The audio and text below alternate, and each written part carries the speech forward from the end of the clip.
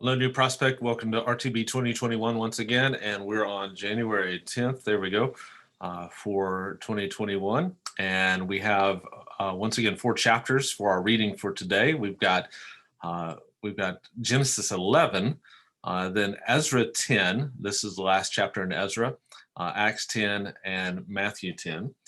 So let's go through these very briefly. In Acts, we have the starting with again on the other end of the canon. In Acts, we have the story, I think the story probably that shows most of all in the book of Acts how the gospel is now starting to move. The kingdom of God is starting to spread, and the church is starting to spread, and it's moving to the Gentiles now, and specifically through the early leader of the church, the Apostle Peter, and he of course has this famous vision of these foods coming down. He's up on the roof, and these foods come down, and they are declared clean. These unclean foods are declared clean, and it's almost symbolic of how the Gentiles, which were considered unclean by the Jews, were to be considered part of this work of God now, this kingdom of God, and to be included in the gospel. And let's go to the other end, all the way back to Genesis. In Genesis 11, we have the story of the Tower of Babel. Now, within the structure of Genesis, this is the last chapter in what we would call the primeval history, the history before the patriarchs, starting with Abraham. And it's a history really that we don't necessarily know the exact time period of.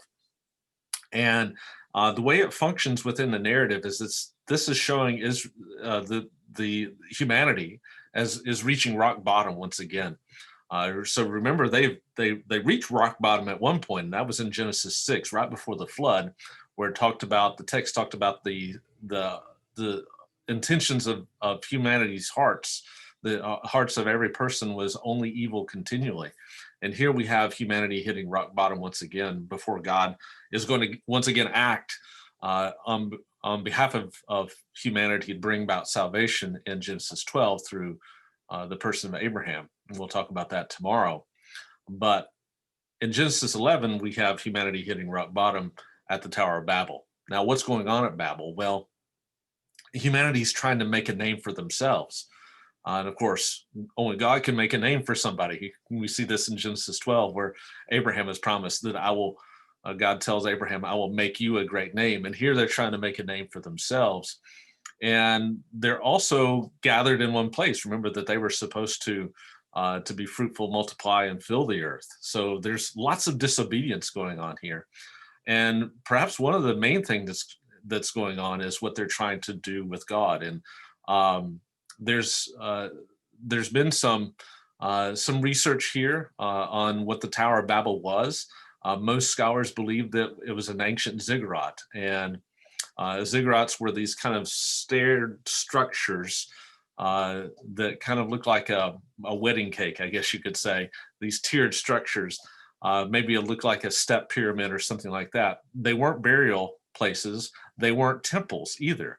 Ziggurats were meeting places with the gods, and in a sense, they were places for gods to come down and meet with the people. They look like staircases for that reason, so the people would meet with the gods. And in a sense, what they were doing is trying to bring the gods down to their level. And if you read Mesopotamian literature, that's exactly what they did.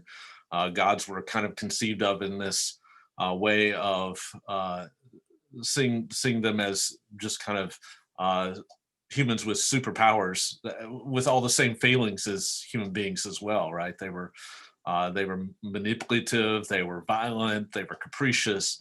All these failings of human beings and human leaders and human despots the gods had.